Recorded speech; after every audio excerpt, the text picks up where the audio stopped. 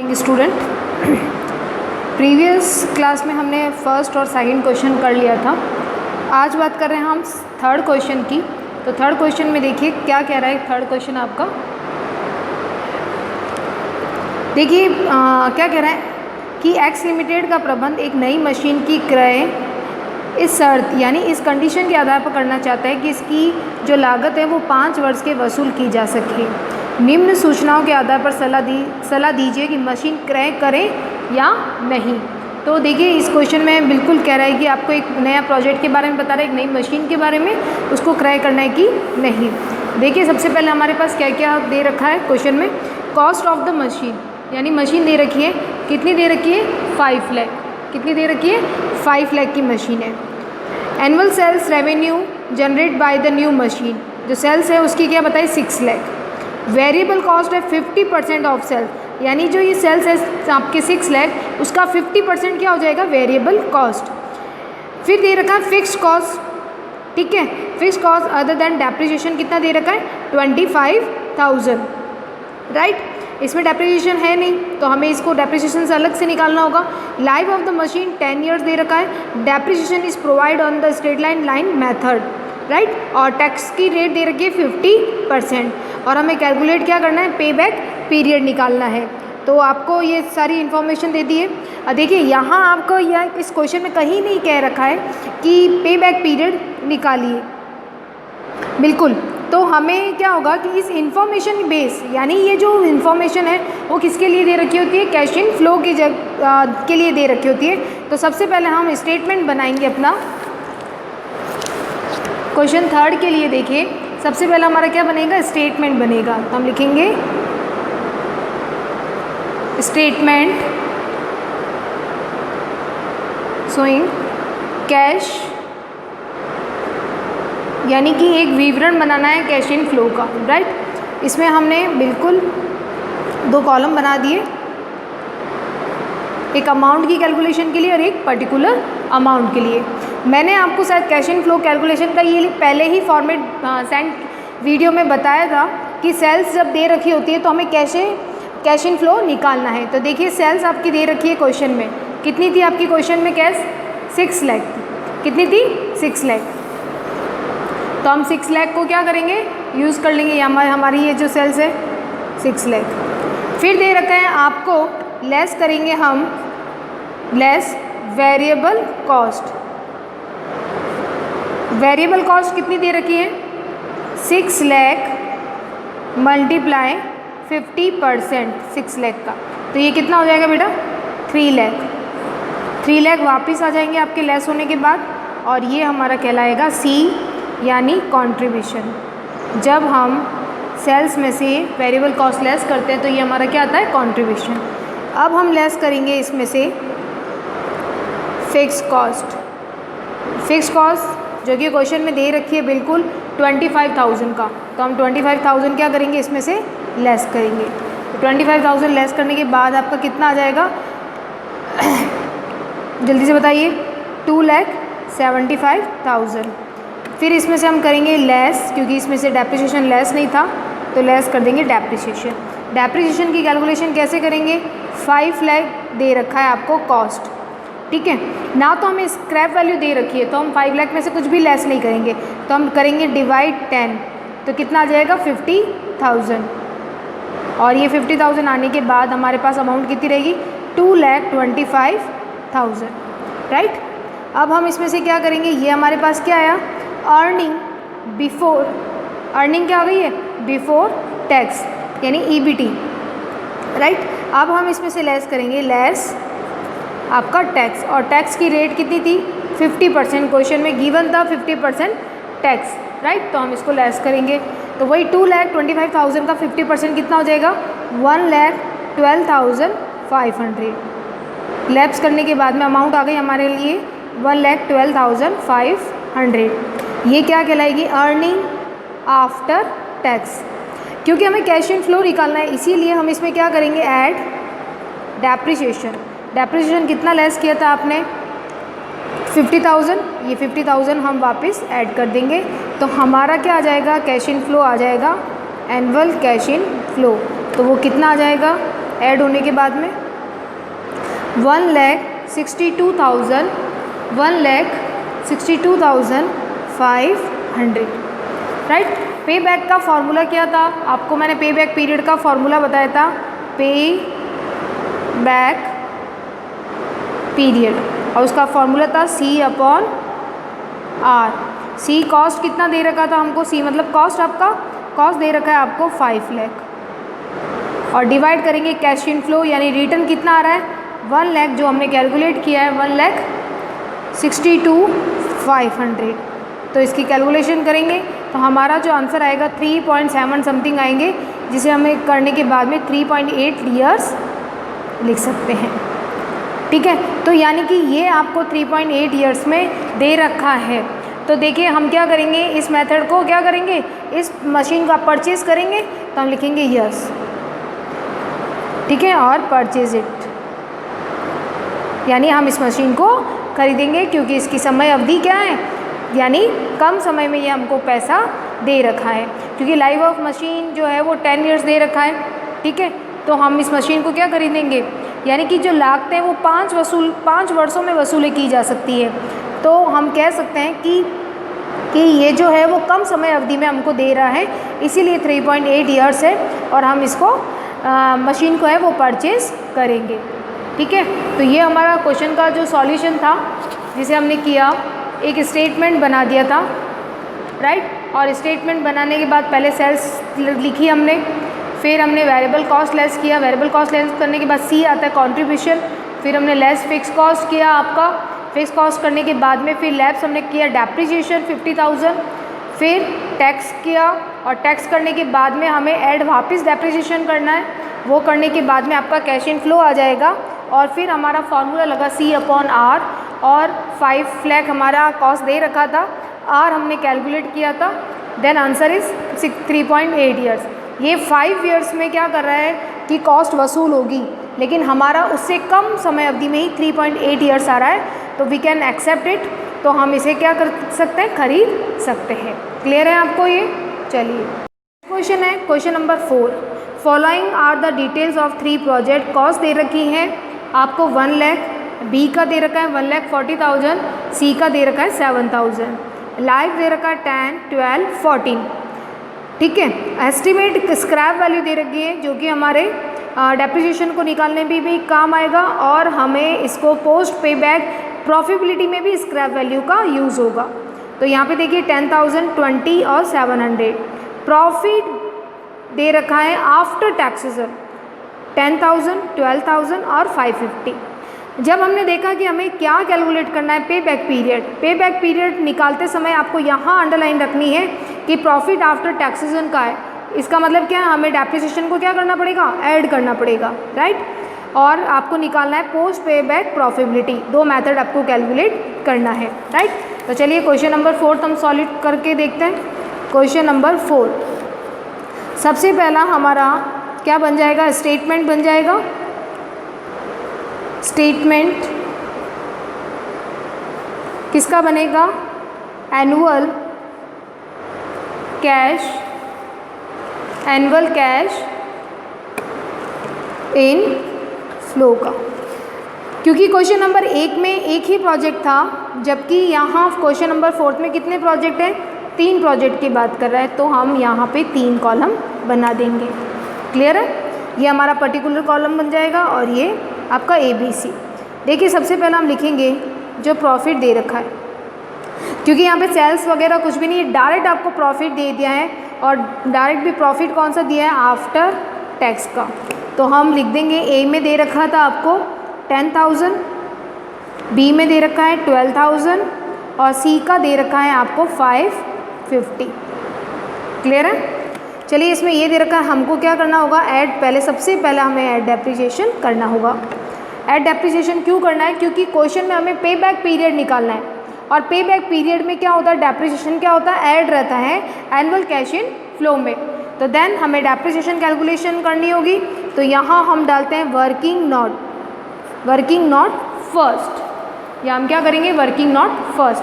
तो working not first निकालने के लिए हमारा क्या वर्किंग नॉट फर्स्ट बनेगा, कैलकुलेशन ऑफ डेप्रिसिएशन। चलिए क्या होता है डेप्रिसिएशन का formula? Cost minus scrap value divided by life time. ठीक है, चलिए तो हम ए का, बी का और सी का निकालते हैं। बात करते हैं ए की। ए की कॉस्ट दे रखी थी क्वेश्चन में 1 लाख, माइनस उसका दे रखा है स्क्रैप वैल्यू, वो दे रखा था 10,000 और लाइफ दे रखी थी 10, तो ये कितना आ जाएगा 9,000। सेकेंड का बी का डेप्रिसिएशन निकालिए, 1,40,000 कॉस्ट दे रखी है, माइनस स्क्रैप वैल्यू दे रखा है 20,000 डिवाइडेड बाय लाइफ दे रखी है 12। तो इसका आंसर कितना आ जाएगा हमारा? इसका आंसर हम इसको कैलकुलेट करेंगे तो आ जाएगा आपका 10,000। सी का निकालेंगे उसी तरह से, 7,000 कॉस्ट दे रखी है, स्क्रैप वैल्यू दे रखा है 700, राइट, और डिवाइडेड बाय कर देंगे हम 14, तो ये हमारा आ जाएगा 6,300 डिवाइडेड बाय 14, तो ये हमारा आ जाएगा 450। तो चलिए 450 ये हमारा आ गए डेप्रिसिएशन। ये तीनों हमारे क्या हो गए डेप्रिसिएशन। ए का 9,000, बी का 10,000 और सी का कितना है 450। तो इसे हम अपने टेबल में लिख देंगे। पहले का कितना आया था 9,000, सेकेंड का कितना आया था 10,000 और थर्ड का आया था 450। डेप्रिसिएशन ऐड करने के बाद अमाउंट आती है 19,000, 22,000 और आ जाएगा 1,000। ठीक है, और ये क्या होती है? ये हमारी होगी annual cash inflow after tax, but क्या होगा बिफोर डेप्रिसिएशन। ये लाइन आपको इसलिए लिखवाई है ताकि आपको याद रहे कि आफ्टर टैक्स तो है, लेकिन हमने डेप्रिसिएशन को वापस ऐड किया था, इसीलिए हमने इसको यहाँ लिखा है। Are you clear? चलिए अब हम निकालते हैं पे बैक पीरियड का फॉर्मूला। चलिए पे बैक पीरियड कैलकुलेट करना था, तो फर्स्ट हमारा पे बैक पीरियड का फॉर्मूला देखिए क्या होगा। पे बैक पीरियड फॉर्मूला होता है C upon R। C means cost, R means return. C cost दे रखा था आपका A का 1 लाख और डिवाइडेड बाय 19,000, तो ये कितना आ जाएगा? जब 1 लाख में हम डिवाइड करेंगे 19,000 का, तो ये हमारा आंसर कितना आ जाएगा 5.3 ईयर्स। क्लियर है? उसी तरह से B की कॉस्ट कितनी दे रखी है 1,40,000 divided by cash in flow करेंगे 22,000, तो ये आ जाएगा हमारा 6.4 ईयर्स। ठीक है, उसी तरह से थर्ड का निकालेंगे। कॉस्ट दे रखी है 7,000 डिवाइडेड बाय 1,000, तो ये आ जाएगा 7 ईयर्स। चलिए रैंक दीजिए इसको, किसको परचेज़ करना चाहेंगे आप लोग? तो बिल्कुल इसको रैंक देनी है आपको। तो सबसे कम टाइम पीरियड किसका है? ए का, सेकंड बी का और थर्ड आएगा सी का। तो आप कौन सी मशीन आप परचेज़ करेंगे? तो हम क्या लिखेंगे? अकॉर्डिंग, हम लिखेंगे अकॉर्डिंग टू पे back period method we will select the A project। आप इसके आगे और भी लिख सकते हैं A project because A is less than B and C, यानी A का जो टाइम पीरियड है वो B और C से कम है, और पे बैक पीरियड में हमें पता है कि हमें उसको सेलेक्ट करना है जिसका टाइम पीरियड सबसे कम आए। तो सबसे कम टाइम पीरियड में आपको पैसे रिटर्न कौन सा कर रहा है? ए प्रोजेक्ट आपको रिटर्न कर रहा है सबसे कम टाइम पीरियड में, क्योंकि ए का क्या है 5.3 ईयर्स में ही आपका पैसा रिटर्न हो जाएगा। तो हम किसको सेलेक्ट करेंगे ए पे बैक पीरियड में? किसको? हमारे ए प्रोजेक्ट को। तो ये हमारा पूरा आंसर कंप्लीट हो गया, ये हमारा वर्किंग नोट हो गया। बट साथ में हमको क्या निकालना है? पोस्ट पे पीरियड भी निकालना है, पोस्ट पे बैक भी निकालना है। तो सेकेंड कैलकुलेशन हमारी होगी पोस्ट बैक प्रॉफिटेबिलिटी, यानी कि हमें इसकी पूर्ण भुगतान अवधि की लाभदायकता का भी सॉल्यूशन करना है।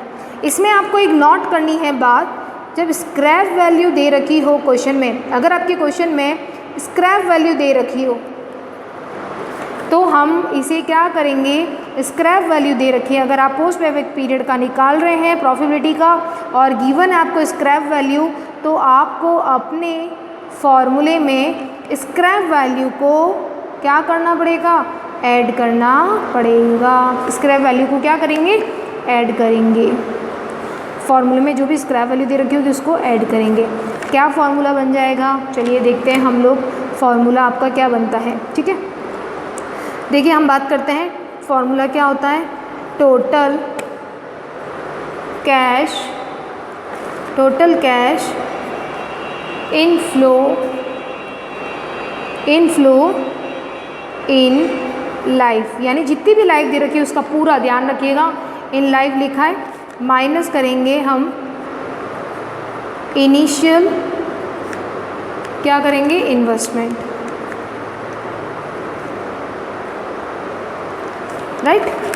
अब जब आपके फॉर्मूले में यहाँ ये फॉर्मूला तो हमने पहले वीडियो में देखा था कि ये फॉर्मूला होता है स्क्रैप वैल्यू का, total cash inflow in life minus initial investment, but scrap value दे रखी है अगर आपके क्वेश्चन में और आपको पोस्ट पे बैक प्रॉफिटेबिलिटी निकालना है तो हम क्या करेंगे, यहाँ पे जब लाइफ निकालेंगे तो यहाँ हम स्क्रैप वैल्यू को क्या करेंगे, ऐड कर देंगे। ध्यान रखिएगा, इट्स अ वेरी इंपॉर्टेंट चीज़। ठीक है, चलिए कैसे बनेगा, ए की, बी की और हमें बात करनी है सी की, 3 की बात करनी है। चलिए ए का क्या होगा, ए का हमारा कैश इन फ्लो कितना आया था, 19,000, लाइफ दे रखी थी क्वेश्चन में 10, right, plus scrap value question में दे रखी थी 10,000, माइनस कर देंगे उसका इन्वेस्टमेंट, तो इन्वेस्टमेंट कितना था, 1 लाख। इसको सॉल्व कीजिए, ये आ जाएगा 1,90,000 प्लस 10,000 और माइनस 1 लाख, तो ये 2 लाख में से 1 लाख जाएगा, तो आपके लिए प्रॉफिटेबिलिटी कितना बचेगा, 1 लाख। तो एक का कितना आ गया, 1 लाख। क्लियर है आपको। उसी तरह से बी का भी निकाल दीजिए आप लोग। बी का आपका कैश इन फ्लो कितना आ रहा था बेटा, 22,000। टाइम पीरियड लाइफ का कितना दे रखा था क्वेश्चन में, 12। स्क्रैप वैल्यू भी क्वेश्चन में दे रखी थी 20,000 और माइनस करेंगे हम 1,40,000। सॉल्व कीजिए इसे, कितना आ जाएगा, 22,000 को 12 से मल्टीप्लाई करेंगे तो 2,84,000। ठीक है, इसमें से हमने इसको ऐड कर दिया है 2,25,000 में से, और फिर हमने इसमें से लेस कर देंगे 1,40,000 जो इन्वेस्टमेंट है, तो ये आ जाएगा आपका 1,44,000। ठीक है, चलिए बात करते हैं सी की। सी में क्या दे रखा था, सी में दे रखा था आपकी कैश इन जो फ्लो था वो आ रहा था 1,000, टाइम पीरियड दे रखा है 14 और उसको प्लस कर देंगे हम, इसकी स्क्रैप वैल्यू वो दे रखी थी आपको क्वेश्चन में 700 और माइनस करेंगे कॉस्ट, वो था 7,000। 14,000 थे, इसमें हमने 700 को ऐड करना है और फिर 7,000 को लैप्स करना है, तो इसका मतलब ये कितना आ जाएगा आपका 14,000 में 700 को ऐड करने के बाद में 7,000 इसको लेस करेंगे तो 7,700, तो ये किसका आ जाएगा, सी का। क्लियर है आपको। बस अब बताइए according to post payback profitability किसका प्रॉफिट ज़्यादा आ रहा है। तो देखिए 1 लाख ज़्यादा है, 1,44,000 ज़्यादा है या 7,700 ज़्यादा है। तो देखिए किसको सेलेक्ट करेंगे, बी को सेलेक्ट करेंगे। क्यों बी को सेलेक्ट करेंगे, क्योंकि बी का प्रॉफिटेबिलिटी ज़्यादा है। तो हम बिल्कुल नोट डाल देंगे यहाँ, आपको बिल्कुल नीचे क्वेश्चन जब आपका आंसर एंड हो जाए तब आपको एक नोट डालना है कि we will select according to post पे back period profitability we will select the project B, because क्यों हम उसको सेलेक्ट कर रहे हैं, क्योंकि उसकी लाभदायकता ए और सी से ज़्यादा है। ध्यान रखिएगा, सिर्फ पे बैक पीरियड में जिसका टाइम पीरियड कम आता है हम उसको सेलेक्ट करते हैं। जबकि पोस्ट बैक पीरियड प्रॉफिटेबिलिटी में जिसका प्रॉफिट ज़्यादा आ रहा है, तो देखिए ए का तो 1 लाख आ रहा है, बी का 1,44,000 आ रहा है और सी का आ रहा है 7,700। तो ज़्यादा कौन है? बी है। तो हम किसको चूज़ करेंगे? बी को। पे बैक पीरियड में आंसर क्या निकला था आपका? ए निकला था, जबकि पोस्ट बैक पीरियड में आंसर क्या निकलेगा? बी निकलेगा।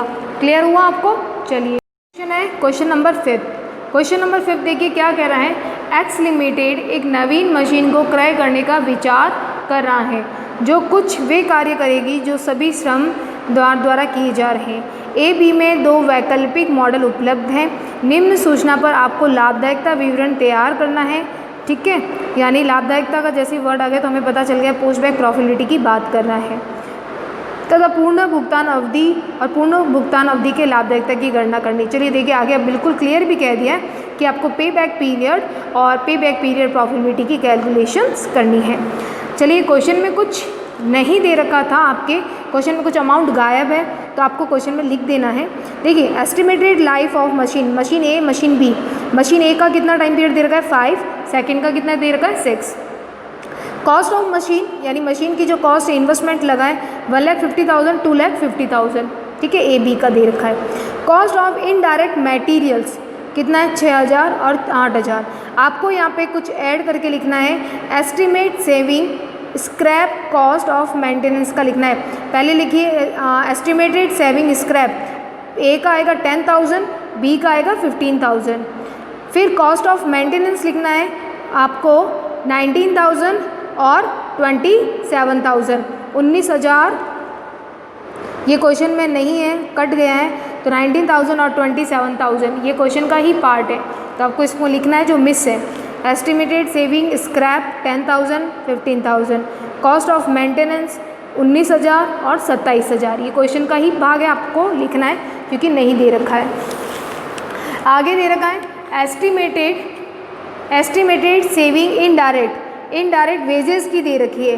तो देखिए रिक्वायर्ड नंबर कितना है? 150 और 200। ए का दे रखा है जो नंबर है वो कितने श्रमिक काम करेंगे? 150 ए का, बी का 200। फिर employees not wages per month, यानी कि उनको जो मजदूर है 150 उनको कितनी वेजेस दी जा रही है? ए को 600 और बी को कितनी दी जा रही है? 600, तो दोनों को बराबर, यानी ये क्या होगी? ये आपका टोटल वेजेस का आएगा सेविंग का। कर की दर 50% है। ठीक है, किस मॉडल की आय अनुशंसा करेंगे? आपको तर्क देना है, आंसर बिल्कुल नोट में देना है, किसको सेलेक्ट करोगे। तो चलिए इस क्वेश्चन को करते हैं हम लोग, बहुत ही इजी क्वेश्चन है। चलिए देखिए क्वेश्चन नंबर 5 है आपका। इसमें भी हमें क्या बनाना है? एक स्टेटमेंट बनाना है प्रॉफिटेबिलिटी का। थोड़ी सी क्वेश्चन में क्या आ रहा है? चेंजेस आ रहा है, डायरेक्ट आपको नहीं दे रहा है कैश इन फ्लो वगैरह, तो आपको बिल्कुल कैलकुलेशन करनी होगी। तो ये हमारा प्रॉफिटेबिलिटी का हम स्टेटमेंट बना रहे हैं, राइट।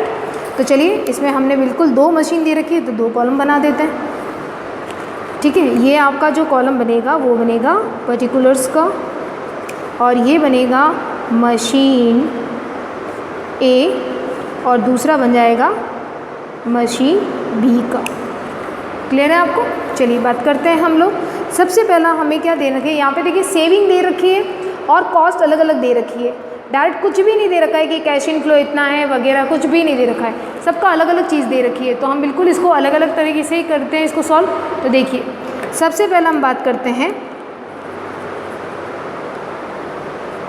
एस्टिमेटेड सेविंग, जो कि क्वेश्चन में नहीं थी, मैंने आपको लिखवाया है, तो बिल्कुल आपको ध्यान रखना है। स्क्रैप दे रखी थी, कितना लिखवाया था? 10,000 और 15,000 ये लिखवाया था मैंने आपको। ठीक है, फिर है एस्टिमेटेड, जो आपको दे रखा है एस्टिमेटेड सेविंग। सेविंग का मतलब क्या होगा? टोटल सेविंग आपको जो मिल रही है, बिल्कुल सेविंग इन वेजेस। अब वेजेस में नंबर भी दे रखा था, अमाउंट भी दे रखा था, तो बिल्कुल इसको मल्टीप्लाई करेंगे, लिखेंगे हम कितना दे रखे थे, वेजेस कितने थे, लोग कितने थे, 150 मजदूर थे, दे कितने रहे थे, 600 उनको दे रहे थे पर मंथ। तो इसकी कैलकुलेशन कीजिए, कितना आया, 90,000। सेकंड में क्या था, नंबर कितने थे हमारे पास में, 200 जो थे लेबर थे, उनको वेजेस दे रहे थे अपन, एक को 600, तो 200 जनों को लेबर को हम कितना पे करेंगे, वो था 1,20,000। बिल्कुल, इसको ऐड कर दीजिए और यहाँ हमारा क्या आ जाएगा, टोटल सेविंग आ जाएगी, जिसे हमने कॉलम ए नाम दे दिया। चलिए देखिए, 90,000 में 10,000 जोड़िए, कितना आ जाएगा, 1,00,000। ठीक है, फिर हम बात करते हैं 1,20,000 में 15,000 को जोड़िए तो कितना आ जाएगा, 1,35,000। ठीक है, ये चीज़ आपको क्लियर होनी चाहिए, आ गया समझ में। फिर दे रखा है मशीन कॉस्ट निकालते हैं, कॉस्ट ऑफ इनडायरेक्ट मटेरियल्स की। तो दे रखा था क्वेश्चन में, एक तो दे रखा था 6,000, इसको बंद कर दीजिए आप इस कॉलम को, क्योंकि ये सेपरेट टोटल सेविंग को प्रेजेंट कर रहा है। चलिए आगे बनाते हैं हम लोग। 6,000 और बी का कितना दे रखा था, 8,000। एक कॉस्ट और लिखाई थी मैंने आपको, कॉस्ट ऑफ मेंटेनेंस, जो कि बुक्स में नहीं था, मैंने आप प्रिंट नहीं हो के रखा था तो हमने लिखवा दिया था आपको, 19,000 और इसका था 27,000। ठीक है, इसको ऐड कर दीजिए आप लोग। तो 6,000 और 19,000 कितने हो गए, 25,000, और 27 और 8 कितने हो गए, ये आपके 35,000। तो ये हो जाएगी आपकी टोटल कॉस्ट, और बी नाम क्या हो जाएगा इसका, बी। चलिए, अब कॉस्ट सेविंग भी आ गई, कॉस्ट भी आ गई, तो हमें निकालना है ए माइनस बी। तो ए माइनस बी निकालेंगे हम लोग, कितना आएगा, चलिए इन दोनों कॉलम को, ये रे कॉलम, इसको चलिए 1,00,000 में से 25,000 गए तो कितने आएंगे, 75,000। 1,35,000 में से 35,000 गए तो कितना आएगा, 1,00,000। राइट, चलिए ये आ गया आपका। लेस कर दीजिए आप इसमें से टैक्स, टैक्स की दे रखी थी 50%, तो 50% से कितना होगा, 75,000 का 50%, 37,500, और इसका हो जाएगा आपका 50,000। तो चलिए लैप्स करने के बाद में कितना आएगा, वही सेम अमाउंट आएगी क्योंकि 50% ही है। तो ये आपका आ जाएगा 37,500 और ये आ जाएगा 50%। बिल्कुल, चलिए पे बैक पीरियड आराम से निकल जाएगा। हमेशा ध्यान रखिए, जो हम टेबल बनाते हैं उसी के ही नीचे आप बनाने की कोशिश कीजिए पे बैक पीरियड। तो पे बैक पीरियड का फॉर्मूला था C/R। चलिए C/R का फॉर्मूला लगा के हम इसे सॉल्व करते हैं कि हमारा आंसर क्या आता है। कॉस्ट कितनी दे रखी थी आपको, कॉस्ट कितनी आई थी, 1,50,000। इसकी कॉस्ट कितनी दे रखी है, 1,50,000 दे रखी थी। ठीक है, चलिए एक बार देख लेते हैं क्वेश्चन में, 1,50,000 और दूसरे की कितनी दे रखी है, 2,50,000। देखिए 1,00,000 कॉस्ट कितनी दे रखी है, ए की 1,50,000 और बी की कितनी है, 2,50,000। क्लियर हुआ। तो चलिए हम बिल्कुल इसको कर लेते हैं अब सॉल्व। तो 1,50,000 और दूसरे का कितना दे रखा है, 2,50,000। डिवाइड करते हैं, जो ये अमाउंट आई है हमारी, क्या आई है हमारी, कैश इनफ्लो। तो कैश इनफ्लो यानी R 37,500 और इसको डिवाइड करेंगे 50,000 से, तो ये हमारा कितना आ जाएगा, 4 ईयर्स और ये आ जाएगा 5 ईयर्स। तो देखिए अब किस प्रोजेक्ट को सेलेक्ट करेंगे आप। 4 आया पे बैक पीरियड ए का और बी मशीन से आया है 5 का, तो हम किसे सेलेक्ट करें, बताइए जल्दी से सोच के। हम सेलेक्ट करेंगे ए को, तो क्या हो जाएगा, we will select the machine A because the machine A time period is less than machine B, यानी जो टाइम पीरियड है वो बी से कम है, किसका, ए का। तो हम किसको सेलेक्ट करेंगे, ए को। Are you clear. साथ ही हमें अभी ये हमारा क्वेश्चन पूरा नहीं हुआ है, क्योंकि हमें इससे साथ में क्या निकालना है, पोस्ट पे बैक पीरियड प्रॉफिटेबिलिटी। चलिए इसमें हमें एक निकालना है 5th क्वेश्चन में, पोस्ट पे बैक प्रॉफिटेबिलिटी। चलिए निकालते हैं इसको, सॉल्व करें इसे। इसका फॉर्मूला क्या था हमारा, जल्दी से बताइए सोच के। बिल्कुल, पोस्ट बैक पीरियड का प्रॉफिटेबिलिटी का होगा टोटल अपन टोटल लाइफ माइनस, क्योंकि हमने पे बैक पीरियड निकाला है तो हम वो भी निकाल सकते, पे बैक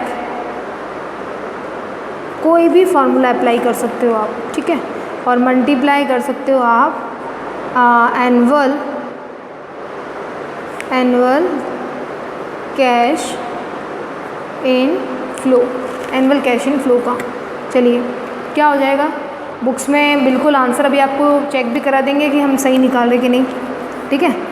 ए और बी, देखिए ए की लाइफ टाइम दे रखी थी क्वेश्चन में 5, पे बैक पीरियड निकला था 4। बी का लाइफ टाइम दे रखा है 6, बी का कितना दे रखा है 6, और इसका आंसर निकला था हमारा पे बैक पीरियड का 5। फिर इसे क्या करेंगे, मल्टीप्लाई कर देंगे। जो आपकी कैश इन फ्लो आ रही है 37,500 आया था ए का, और इसका आया था 50,000। देखिए 5 में से 4 जाएगा 1 को आपने 37,500 से मल्टीप्लाई किया तो वही 37,500 आपका आ रहा है, ठीक है। इसमें भी 6 माइनस 5 किया तो 50,000 को 1 से मल्टीप्लाई करेंगे तो वही 50,000। तो चलिए बताइए किस प्रोजेक्ट को सेलेक्ट करेंगे आप लाभदायकता में, जिसका लाभ ज़्यादा होगा तो हम किसको सेलेक्ट करेंगे, बी। आप चाहें तो अपना नोट नीचे एक साथ लिख सकते हैं, जैसे pay back period we will select, किसको करेंगे, वी विल सेलेक्ट ए को। क्यों करेंगे, क्योंकि A time period is less than B machine, ठीक है। तो वी विल सेलेक्ट ए लिखेंगे because time period is less than B. तो पे बैक पीरियड में हमने किसको सेलेक्ट किया, we will select A because time period is less than B machine, या हम प्रोजेक्ट लिख सकते हैं, ठीक है। ये हो गया फर्स्ट। सेकंड, पोस्ट पे बैक पीरियड, पोस्ट पे बैक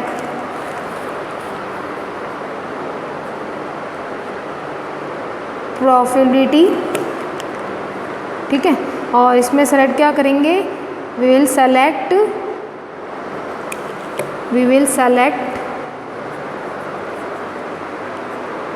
प्रोजेक्ट बी बिकॉज क्यों, because profitability is more than या ग्रेटर देन ए प्रोजेक्ट। देखिए we will select project B because profitability is more than A project, यानी B की जो profitability है वो आपकी ए से क्या है, ज़्यादा है, तो हम बी को सेलेक्ट कर रहे हैं। तो देखिए पे बैक पीरियड में तो आंसर निकला ए का, जबकि पोस्ट बैक प्रॉफिटेबिलिटी में किसका आंसर निकला, बी का। तो आपको टेंशन नहीं करनी कि अलग अलग कैसे निकला, क्योंकि मेथड के अकॉर्डिंग कौन किसका ज़्यादा आ रहा है उसको हमको लिखना है। देखिए एग्ज़ाम में बिल्कुल ये नोट डाल के आपको देना होगा, ये क्वेश्चन का बहुत इंपॉर्टेंट पार्ट होता है जिसको हमें लिख के बताना होगा कि हम किसको सेलेक्ट कर रहे हैं। Are you clear? तो अभी हमने 3, 4, 5 क्वेश्चन किए, नेक्स्ट वीडियो में हम इसके आगे के क्वेश्चन करेंगे। Okay, thank you.